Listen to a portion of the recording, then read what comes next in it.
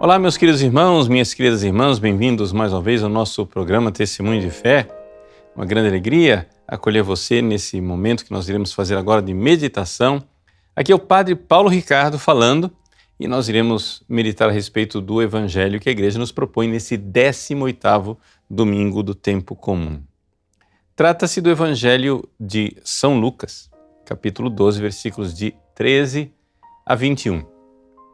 Já faz algumas semanas que nós estamos todos os domingos lendo o Evangelho de São Lucas e são sempre episódios, passagens típicas de São Lucas, ou seja, coisas que não tem nos outros evangelhos, como a parábola do filho pródigo, como o episódio de Marta e de Maria, são coisas típicas de São Lucas. Então aqui, nesse domingo, nós temos mais uma vez uma dessas passagens que você não encontra paralelo nos outros evangelhos. Trata-se de uma parábola em que Jesus nos ensina o nosso relacionamento com os bens materiais. A coisa começa com uma pessoa que, no meio da multidão, pede para Jesus que ele sirva como juiz num litígio, né, de família. Ou seja, uma briga na partilha dos bens, uma herança. Só da gente colocar aqui o ambiente onde Jesus vai contar tudo isso, isso já nos dá uma grande luz para as tragédias que nós vivemos nos dias atuais. Nós estamos numa sociedade tão hipnotizada com os bens materiais, ou seja, os bens materiais viraram realmente nosso Deus, que nós estamos dispostos a destruir as nossas famílias por causa dos bens materiais. Veja, a família está muito boa, a família está muito bem, todo mundo em paz, até que alguém morre. Aí quando alguém morre, tem que abrir a partilha dos bens, fazer o inventário. Aí, meu irmão, aí você esquece. Aí não tem mais irmão, não tem mais filho, não tem mais nada. As pessoas ficam obcecadas pelo dinheiro e o grande problema aqui é a injustiça que estão tirando os meus ricos centavinhos. Vejam como só de olhar para o diagnóstico do que nós estamos vivendo hoje em dia, já nos diz o quanto essa parábola que Jesus vai contar é importante para os dias atuais. É importante para nós. Por quê? Porque se a gente pudesse dar um diagnóstico de qual é a doença da qual a sociedade atual está sofrendo, nós poderíamos dizer assim, numa palavra.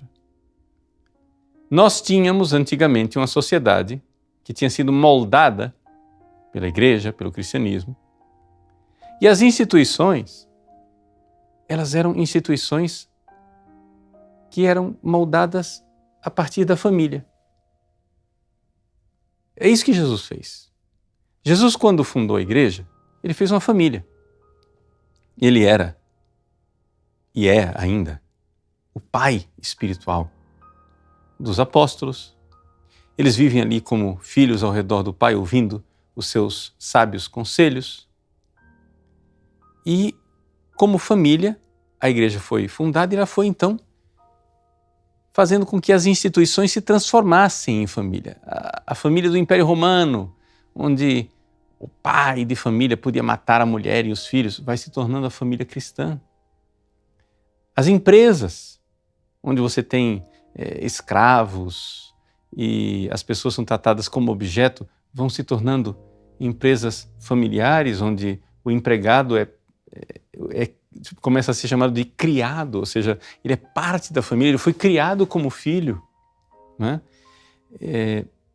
A própria igreja, as congregações religiosas, comunidades monásticas como abadias, têm um pai que é o abade.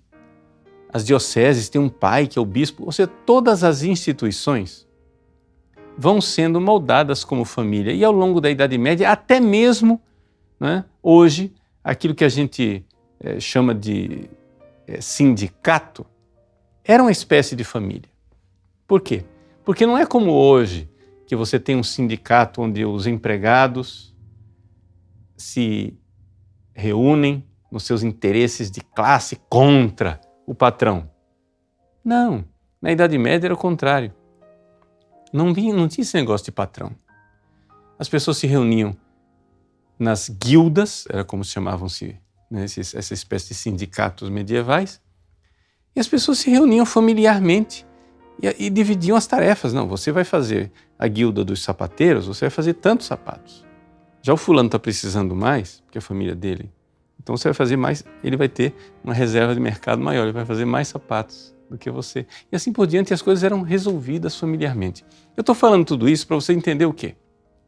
Que já faz pelo menos 300 anos que, com a loucura, a hipnose que a nossa sociedade está vivendo com o sistema financeiro, cada vez mais, tudo aquilo que é família vai sendo destruído, vai sendo transformado em empresa. E a diferença de empresa para família é que na empresa você é descartável. Na empresa a gente está aqui competindo pelos melhores lugares. Então é luta mesmo, né? É luta de interesse pessoal. O Evangelho inicia com um pedido a Jesus. Mestre, dize ao meu irmão que reparta a herança comigo. É assim que começa o Evangelho. O Evangelho começa, né, numa disputa, digamos assim, entre irmãos pela partilha dos bens de uma herança. E a gente pode dizer que, miseravelmente, tragicamente, na sociedade atual, isso é a lei. A lei é o seguinte: você é meu irmão até que não entre os interesses econômicos. Aí você deixa de ser irmão, esquece. Aí não tem mais fidelidades, não tem alianças, não tem preferências, não tem amores, não tem afetos, não tem aliança nenhuma com ninguém, com nada e com ninguém. A família está sendo destruída por esse monstro chamado interesse financeiro e econômico. Mas Jesus quer nos curar disto. E como que a gente consegue ser curado dessa loucura, dessa doença de nós servirmos ao dinheiro mais do que a Deus, de nós servirmos mais aos bens exteriores do que aos nossos vínculos familiares? Como é que a gente pode dar mais importância à família e aos bens interiores, espirituais, e não ao dinheiro e às alianças comerciais e aos interesses? Bom, Jesus nos coloca o grande remédio. O grande remédio que a igreja, ao longo dos séculos, sempre soube dar aos seus filhos, subministrar aos seus filhos, o remédio da meditação sobre a morte. É essa a cura para a ganância, não é? Jesus diz no início da sua parábola, no capítulo 12, como nós estamos no versículo 15, ele diz: atenção, tomai cuidado contra todo tipo de ganância. A palavra ganância está muito bem traduzida na nossa tradução litúrgica, porque em grego, no original, é pleonexia. Pleonexia é realmente essa atitude de acumular bens, né? Acumular bens. Então, muita coisa, eu quero muita coisa, eu quero ganhar, quero muito. Esse espírito, digamos assim, do tio Patinhas, né? Que vai guardando num cofre, acumulando as coisas, eu quero mais e quanto mais eu tenho, mais eu sinto falta e mais eu quero. Essa fome insaciável de ter. Jesus, ao contar a parábola de um homem rico que teve uma abundância de bens, uma colheita boa, nós poderíamos adaptar ao mundo atual, dizer, um investidor da Bolsa de Valores, né, teve um dia extraordinário, né, em Wall Street, porque o índice Dow Jones foi lá para cima e ele ganhou muito nos seus investimentos, as ações que ele tinha investido explodiram no mercado, foram lá em cima, né? Skyrocketing, como uma espécie de foguete, né? O índice Bovespa subiu, ou ele investiu em moeda, o dólar valorizou, sei lá o quê. Pois bem, o sujeito ganhou muito e ele fica feliz com isso. E Jesus diz, louco, insensato. A palavra que está no original grego é afron. Afron. Esse A é alfa privativo, quer dizer não. Fron quer dizer sensatez, inteligência, né? Você é um demente. Um cara sem mente. Né? Você é um demente, cara. Você é idiota. Você vai morrer hoje, o que é que adianta? Eu acho que é possível que muitos de nós tenhamos um pouco a noção do que é isso. Eu já tive essa experiência ao acompanhar várias pessoas e famílias. Pessoas, por exemplo, que viviam para trabalhar, viviam para ganhar, viviam para o dinheiro, etc. De repente acontece uma morte. De repente acontece de perder uma pessoa querida. A pessoa acorda daquela hipnose, daquele transe. O dinheiro era importante, mas diante daquela perda, o sujeito perdeu a mãe, perdeu o pai, a esposa, um filho, um marido, uma filha. Veja, a pessoa perdeu alguém que amava e o dinheiro não vai trazer aquela pessoa de volta. Tudo ficou, de repente, ridículo, relativo, porque não há dinheiro do mundo que possa comprar e trazer aquela pessoa de volta. Pois bem, isso acontece com muitas pessoas que têm a experiência de morte na própria família. Jesus, aqui na parábola, faz com que nós reflitamos a respeito de nossa própria morte. E pode parecer coisa ruim. Ah, não, padre, eu não quero pensar sobre morte, pelo amor de Deus, que coisa deprimente pensar sobre a morte. Mas, gente,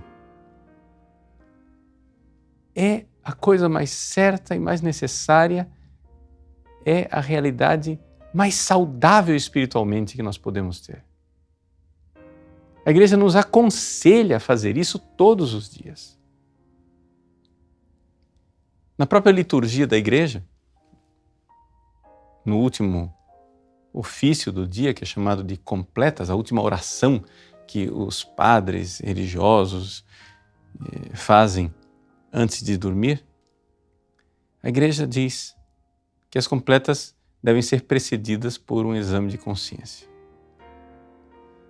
E o exame de consciência é exatamente aquela atitude que no fim do dia você faz um balanço e diz, e se eu morresse esta noite? E se eu me deitasse e ao dormir eu não acordasse mais? Se nesta noite eu fosse colocado por Deus diante do juízo de nosso Senhor, tivesse que prestar contas da minha vida, pois bem, essa atitude de fazer um exame de consciência todos os dias e todos os dias me encontrar com a morte é uma atitude espiritualmente muito saudável. E eu aconselho você a não fazer isso somente no fim do dia. Você não somente tem que fazer isso todos os dias, no fim do dia. Eu aconselho você a fazer isso a todo momento. Por quê? Porque a morte, com a luz da eternidade, as coisas adquirem a sua verdadeira importância. Né? Olhar as coisas sub specie eternitatis, debaixo da luz da eternidade. Ou seja, quando eu olho para a eternidade, o que é essa minha preocupação de ter um carro que tenha recursos extraordinários? Quando olho para a morte, o que é essa minha preocupação de ter um tênis novo, ou o smartphone do último modelo. Quando eu olho para a morte, né, coloca o seu cadáver ali no caixão, o smartphone do lado. Aqueles fones de ouvido caríssimos que você estava querendo comprar. Ou aquele carro. Né? Pega o carro do último modelo, do tipo especialíssimo que você quer comprar ou trocar, etc. e tal. Muito bem, põe o seu cadáver sentado na cadeira do motorista, apodrecendo. E o que é que você vai fazer com esse carro? Para que é que vai servir isso? Meus queridos, a morte, ela é um excelente conselheiro. A morte é uma verdadeira cura espiritual. O pensamento a respeito da morte é uma coisa muito boa. Sabe por quê? Porque Deus permitiu a morte. Deus não queria que o ser humano morresse. Havia um projeto de Deus. Quando Deus fez Adão e Eva, lá no paraíso, antes do pecado, embora todos os organismos biológicos estejam fadados a morrer, a própria biologia nos diz isso, não é possível você viver sem morrer. Né? A oxidação do seu corpo vai acontecendo, a morte é certa em qualquer organismo biológico. Mas Deus tinha um plano de fazer alguma coisa, não sabemos o que é que Deus ia fazer. Deus é Deus, Ele é onipotente, Ele pode fazer tudo. Deus ia dar um jeito do homem não morrer. A morte não estava no projeto de Deus. Ou seja, Deus fez o ser humano, corpo e alma. O corpo é naturalmente mortal, mas Deus, ou seja, a natureza do corpo é morrer, mas Deus deu ao homem, Adão e Eva, os nossos primeiros pais lá no paraíso, um dom préternatural, um dom que vai além da natureza, que era uma capacidade de não morrer. Isso não estava na natureza do corpo humano, não morrer. Mas Deus deu isso para Adão e Eva. Acontece o seguinte, como qualquer pai, qualquer mãe bondosa que dá um presente para um filho e vê que o filho está usando mal o presente, Deus tirou o presente e nos castigou com a ausência desse dom preternatural e a morte entrou no mundo. Ou seja, você vai dar o presente para o seu filho começa a se lambuzar, né? Ele não sabe usar o presente. Ele está usando o presente para se prejudicar. Então imagina agora o ser humano egoísta, imorrível, ou seja, imortal, incapaz de morrer. Não, isso é um filme de horror. Qualquer filme que você pense, imagina o cara, ele é o vilão do filme, o bandido, o desgraçado do filme, o assassino, serial killer que está matando todo mundo e fazendo desgraça. Muito bem. Aí de repente você vai e dá a este sujeito mau, a esse personagem terrível, o dom de não morrer. Ele é imorrível. Não dá para matar o desgraçado, né? Então, exércitos jogando bomba, etc e tal, policiais atirando, pessoal atirando fogo nele, etc. O cara não morre. Então imagina, isso seria a humanidade. Se nós, manchados, desordenados pelo pecado original, egoístas como nós somos, se nós não morrêssemos, gente, Deus deu ao homem a morte como um presente. Sim, a palavra melhor é como um castigo, tá? Mas castigo de um pai bondoso é sempre um presente, vocês estão entendendo? Deus castigou o homem com a morte, Ele tirou o dom preternatural da imortalidade e então a gente agora morre. E se a gente morre, isso é uma coisa muito boa. A morte é ruim, mas é muito bom que nós, egoístas e pecadores que somos, meditemos e nos encontremos com a morte todos os dias. Então o Evangelho nos ensina isso, louco! Ainda essa noite pedirão de volta a tua vida? E para quem ficará o que tu acumulaste? Você, ganancioso, cheio de pleonexia. Então, gente, nós precisamos acumular tesouros, mas não tesouros materiais. Precisamos acumular o tesouro espiritual. Por quê? Porque é a única coisa que vai realmente importar. Aí nós voltamos para a conversa do Evangelho de 2 domingos atrás, de Marta e de Maria. É a mesma coisa que Jesus está ensinando. Marta, Marta, tu te inquietas e te agitas com muitas coisas. Uma só coisa é necessária. Existe um unicum necessarium, tá? Só existe uma única coisa necessária. E Maria escolheu a melhor parte e essa não lhe será tirada. Olha o contraste entre Maria, esta não lhe será tirada, e o rico da parábola, onde tudo vai lhe ser tirado. Pedirão de volta a tua vida, e para quem ficará o que tu acumulaste? Olha o contraste. Maria acumulou o que não vai ser tirado, ou seja, o amor a Jesus, o relacionamento com Jesus. Gente, só tem uma coisa que importa nesta vida, é a nossa amizade com Jesus. O resto vai ser tirado. Se você quer que as coisas que você ama sejam eternas, coloque estas coisas na sua amizade com Jesus. Até mesmo sua família. Eu iniciei a nossa reflexão falando da família, mas até mesmo a família vai ser tirada se você não colocar a sua família na amizade com Jesus.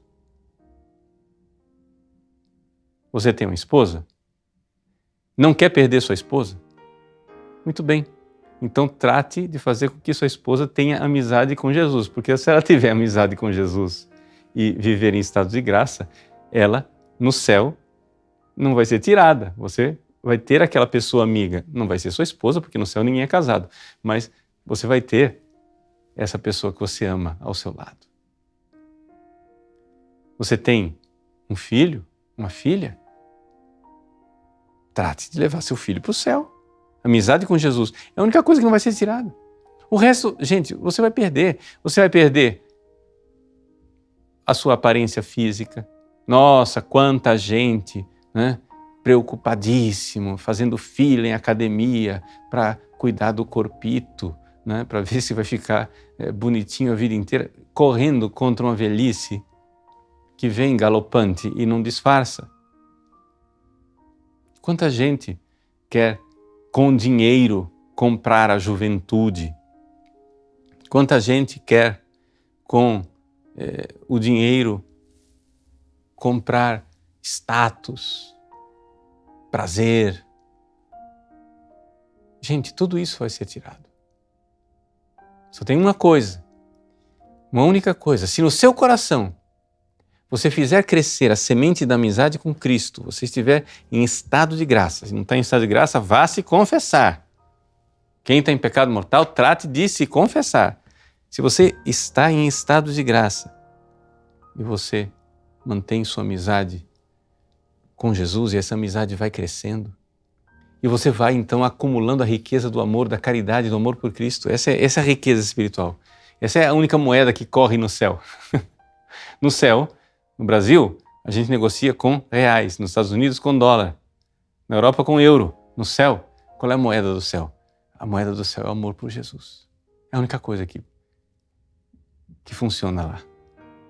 O único tesouro que realmente fica é a caridade, né? A caridade jamais passará. O amor por Jesus jamais passará. Todo o resto passará. São Paulo diz na primeira carta aos Coríntios, capítulo 13, as línguas cessarão, as profecias acabarão, mas a caridade jamais passará. O amor que nós temos por Cristo vai ser eterno. Então, eis aí, a que nos leva uma saudável reflexão sobre a morte, olhando para essa vida debaixo do olhar da eternidade, sub specie eternitatis. Ou melhor ainda, olhando para esta vida debaixo do olhar da caridade de Cristo, que nos impele. Deus abençoe você. Em nome do Pai, e do Filho, e do Espírito Santo. Amém.